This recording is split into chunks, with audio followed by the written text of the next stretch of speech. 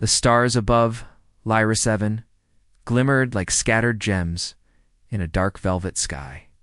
Elias Carter stared from the cockpit of his ship, the Odyssey, feeling the mix of excitement and nervousness that always came before a new exploration. Lyra 7 was unlike any planet humans had studied before. Its skies shimmered with soft green auroras, and its forests glowed faintly in the dark. Filled with creatures that seemed more light than matter, Elias had trained for years for this mission, but nothing could have prepared him for the overwhelming beauty of the planet. He adjusted his helmet and stepped out onto the soft, luminous grass, immediately noticing the way it reacted to his touch. The plants shifted their colors slightly as he brushed his hand across them, as if acknowledging his presence. He smiled. Humans had a way of connecting with the world around them, and he hoped that connection would help him understand Lyra-7. From above, the Luminae observed him. They were tall, elegant beings with translucent skin that reflected the light of their world, and eyes that glowed with a soft inner radiance. Seraphina, one of the planet's leading scientists, watched Elias with careful curiosity. Humans were unusual visitors. While others came with rigid procedures and technological superiority, Elias moved with wonder and attention. Noticing details that most beings ignored, Seraphina had been trained to observe. Not to feel, but she could not ignore the small acts of care that Elias displayed. He crouched to untangle a small glowing vine that had wrapped itself around a rock. When he did, he whispered softly, "There you go. Don't worry, little one." To the Luminae, words like that were unnecessary. The creatures communicated without them. Yet the emotion in his voice was undeniable. Her curiosity grew. She floated closer, unseen, her radiant form blending with the light of the forest. Humans were different. Their emotions were strong and visible. They were unpredictable, but in a way that was fascinating. She wondered why she felt a strange warmth as she watched him. It was confusing an emotion she was not trained to experience. Elias wandered deeper into the forest, documenting the plants and animals with a mixture of scientific tools and simple observation. He reached a glimmering lake that reflected the sky like a mirror. Small creatures, part plant and part animal, hovered above the water, moving in patterns he had never seen. He knelt and extended a hand. One of the creatures approached, circling his fingers before touching them lightly. Elias laughed softly. "Hello there," he said. "You're beautiful," Seraphina, observing from a distance, felt a tug in her chest. That word beautiful should have meant nothing to her, yet it resonated. She had heard humans speak, but they attached meaning in ways Luminae did not. She studied him carefully, analyzing his every move. Yet every analysis seemed to lead her to a single question. Why did she care? Suddenly, a soft vibration ran through the ground. Elias's attention shifted immediately. "That's unusual," he murmured, moving toward the source. Seraphina followed silently, her form blending with the glowing environment. The vibration increased as they approached a grove where the trees formed a natural dome. Within, a cluster of bioluminescent plants were struggling to maintain their glow, as if something was disturbing their energy. Elias crouched again, examining the plants. "The energy flow is off," he said, scanning the roots with a handheld device. "I think a storm underground is affecting them." Seraphina floated closer, her curiosity overriding her usual caution. She observed him work, fascinated by his method. Humans did not rely only on logic. They relied on intuition and sometimes instinct. Elias touched the roots gently, listening to the hum of energy through his fingertips. Then, with careful guidance, he rearranged a few stones and applied small amounts of water from his pack. The plants pulsed brighter, their glow returning. Seraphina felt a wave of something unfamiliar. Relief? Happiness? Perhaps both. The Luminae considered intervention without logic to be reckless, yet Elias's actions had healed the grove without a single misstep. She realized she admired his humanity, not just the kindness he showed, but the way he trusted his instincts. "You did that with your hands?" she asked, unable to suppress her curiosity. Elias looked up, surprised to see her. "Oh, I didn't know anyone was here," he said warmly. "I'm Elias. Are you?" Serafina hesitated. Naming herself was not common practice for Lumine when interacting with humans. Yet something in his friendly tone encouraged her. "I am Serafina," she said softly. "Serafina," he repeated, as if tasting the sound. "It's nice to meet you." The word carried more warmth than she expected. She found herself floating closer. "You do not follow the usual procedures," she noted. "Most humans are careful, rigid. You are different." Elias smiled. "I guess I like to learn by feeling things, not just reading them, I think. I like to understand with my heart, too."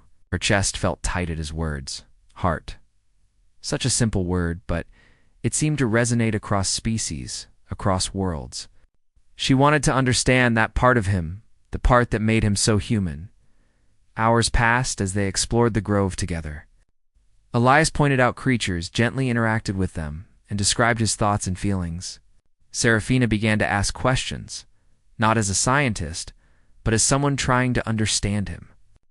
She discovered that his empathy was not a weakness, it was a strength. It allowed him to see the living world in ways she never could. A soft chime interrupted their work. A nearby panel lit up, signaling a small storm approaching the planet's northern region. Elias frowned. If the storm hits that area, it could disrupt the energy flow for the larger ecosystem. Serafina hesitated. "It may be dangerous." The usual response is to wait for the storm to pass. Intervention is illogical. Elias shook his head. "Sometimes we have to trust more than logic." He extended his hand to her. "Will you help me?" She looked at him. Lumine were trained to avoid unpredictability, to follow only what was safe. Yet the pull she felt, the curiosity, the warmth, was impossible to ignore. She reached out. "I will try," she said. Together, they moved to the storm-threatened area. Elias guided her to position protective barriers around sensitive plants. Serafina realized that working with him required a different kind of awareness. She had to feel the environment as he did. At first it was uncomfortable, but soon she began to notice subtle patterns. Small signs that the storm's energy could be redirected. Hours later, the storm passed, leaving the area intact. The plants shimmered brightly, stronger than before. Elias looked at Serafina and grinned. "We did it." Serafina found herself smiling back, an emotion she had never thought she would embrace. "Yes," she admitted softly. "We did it." As night fell, the auroras above the forest seemed to shine brighter. Serafina floated above the glowing trees, watching Elias move among the plants with effortless care. She felt a stirring in her chest, a warmth that she could not name. Humans had a way of reaching into hearts, even those that were starborn and logical, and she realized she had been reached. "Elias," she began hesitantly, "your humanity is unlike anything I have known. It is fascinating." He looked up, his eyes reflecting the glowing sky. "And you, Serafina, your curiosity, your light, it's inspiring." Neither spoke for a while, content to simply exist in the luminous night, sharing a connection neither fully understood. Serafina realized that for the first time, she wanted more than observation. She wanted understanding, and perhaps something closer than that. But a soft vibration in the days on Varelia grew longer and warmer as Lyra settled into her new life. The initial struggle to survive had passed, but a new challenge emerged, learning to truly live alongside the Alari. Lyra knew that survival alone was not enough. She wanted to belong, to understand, and to contribute to this world in a meaningful way. Every morning, she rose with the twin suns, the light shimmering through the crystalline forests. She would check her shelter, repair what had been damaged by the storms, and then explore the land. Kellyan was always nearby, moving gracefully, its colors soft and welcoming. Lyra began noticing subtle patterns in Kellyan's behavior, almost as if it were trying to teach her something beyond the obvious. One morning, while walking along a glowing river, Lyra discovered a strange plant she had not seen before. Its petals were translucent, and they shimmered with soft colors. When touched, it emitted gentle vibrations, almost like a heartbeat. Lyra carefully experimented, recording her observations. To her amazement, The vibrations seemed to respond to her own pulse and gestures. She realized this plant could act as a bridge for communication, not just between her and the Ilari, but between minds in a way that transcended words. Over the next several days, she worked to create a small interface using the glowing plants. She arranged petals and patterns that could mimic the Ilari's light signals. Kellyan watched attentively, sometimes nudging a petal with a soft pulse. Slowly, they discovered a rhythm, a way to exchange thoughts and ideas. Lyra felt a thrill of discovery. She had not only survived Viralia, but she was now beginning to understand it on a level few humans ever could. Meanwhile, the Ilari began trusting her completely. They followed her explorations, sometimes helping by moving obstacles or indicating paths. Lyra taught them small tasks, like arranging crystal panels to capture sunlight or directing water flows to nourish plants. In turn, the Ilari shared their knowledge of Virelia's energy currents, teaching her how to harvest more power from the glowing rivers without harming the delicate ecosystem. The exchange of knowledge created a sense of unity, an unspoken bond that deepened with every passing day. Lyra found herself thinking more and more about Kellyan. It was no longer just a companion. It was a friend, a teacher, and perhaps even something closer. Their connection was expressed through shared understanding, synchronizing colors and pulses, and a quiet recognition of each other's thoughts. Lyra felt warmth whenever Kellyan's light brightened near her, as though the planet itself approved of their growing bond. One afternoon, the sky darkened unexpectedly. Lyra's instruments detected an approaching storm, stronger than any before. The twin suns dimmed behind swirling clouds of violet and gray. She quickly called to the Ilari, signaling with her light patterns. Kellyan responded immediately, gathering the others and leading them toward a natural cave system she had discovered weeks before. Lyra's heart pounded. She had prepared for this, but the storm was unpredictable. She had to act fast. Working together, they reinforced the cave's entrances with crystal fragments and vines, creating a stable shelter. When the storm arrived, it was like nothing Lyra had experienced. Winds whipped through the valleys, rain fell in glowing torrents, and the ground trembled under the force of the storm. Yet inside the cave, Lyra felt safe, surrounded by the Ilari and Kellyan's calming light. They pulsed in harmony, silent reassurance that they were all in this together. After hours of howling wind and glowing rain, the storm passed. Lyra stepped outside and looked over the valley. Crystals were scattered, and some forests had shifted, but life endured. The Ilari gathered near her, their lights pulsing in celebration. Kellyan floated close, brushing against her shoulder, its colors vibrant and warm. Lyra felt a deep sense of joy and accomplishment. She had survived the storm, guided others, and had strengthened the bond with beings who were truly extraordinary. In the following weeks, Lyra focused on building a sustainable habitat, not just for herself, but for the Ilari. She used her engineering skills to create small energy collectors, water channels, and safe resting areas that blended seamlessly with the natural landscape. The Ilari helped, contributing their knowledge of energy flows and light patterns. Together, they created a place where humans and Ilari could coexist without harming the planet.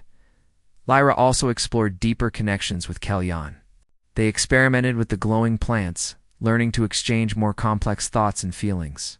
It was not just communication, it was understanding.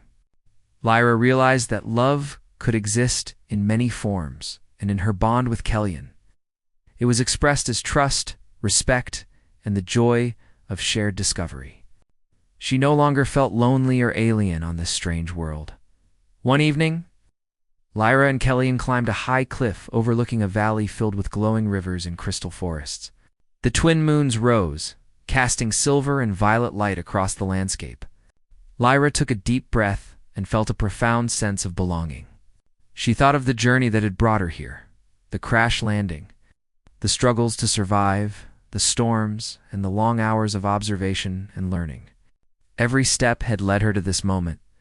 Kellyan floated beside her, its light pulsing gently. Lyra reached out and touched it, feeling a warmth that was both comforting and exhilarating. She realized that love was not always about words or human gestures. It could be a connection of minds and hearts, a shared understanding that transcended species. Lyra smiled.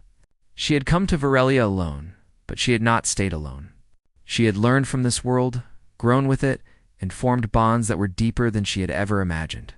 She had survived not only by her own strength, but by embracing the wisdom, guidance, and friendship of beings very different from herself. The days that followed were filled with exploration, learning, and gentle adventures. Lyra mapped new areas of the planet, discovering glowing caves, floating crystal formations, and rare plants that hummed with energy. She shared these discoveries with the Eilari, and they, in turn, taught her about the subtle rhythms of Varelia, the movement of the glowing rivers, the timing of the wind currents, and the patterns of the clouds that hinted at coming storms. Through all of this, her bond with Kellyan grew stronger. It was no longer just a teacher-student relationship, nor simply a companionable friendship. It was a connection of understanding, shared thought, and unspoken affection. Lyra found that she looked forward to every moment with Kellyan, every shared discovery, every pulse of color that expressed its thoughts. One day, Lyra discovered a rare plant that seemed to amplify thought patterns. When she placed her hands on its petals, she felt a rush of insight, ideas flowing freely, almost as if the plant could read her mind and enhance it. Kellyan mirrored her excitement, its lights pulsing in a rhythm that matched her heartbeat. Together, they experimented, creating intricate patterns of light and energy that communicated feelings, ideas, and dreams. It was in that moment that Lyra realized the full meaning of her journey. She had not just survived Varelia, she had learned to thrive, to connect, and to love. She had built a home, created bonds, and discovered that life, even on a strange and alien world, could be rich, vibrant, and deeply fulfilling. As the twin moons rose once more over the glowing rivers, Lyra and Kellyan stood on a cliff, watching the land stretch out beneath them. The planet shimmered with light, and the gentle hum of the glowing forests filled the air. Lyra knew that this was only the beginning. There would be more storms, more challenges, and more discoveries, but she was ready. She had found not only survival, but a home, a companion, and a connection that transcended the boundaries of species. Lyra whispered softly, almost to herself, "This is my world now. I am part of it, and it is part of me. And together, we will face whatever comes next." Kellyan floated closer, its colors shining brightly. In its own way, it seemed to echo her words, a promise of companionship, trust, and the quiet power of love. Lyra smiled, feeling a warmth in her chest that went beyond happiness. She had survived, she had learned, and she had won something far greater than mere survival. She had won connection, understanding, and love. And as the light of the twin moons reflected off the crystalline forests, Lyra felt a sense of peace, unlike any she had known. On this strange and wondrous world, she had found not just life, but meaning. And in that meaning, she had found joy.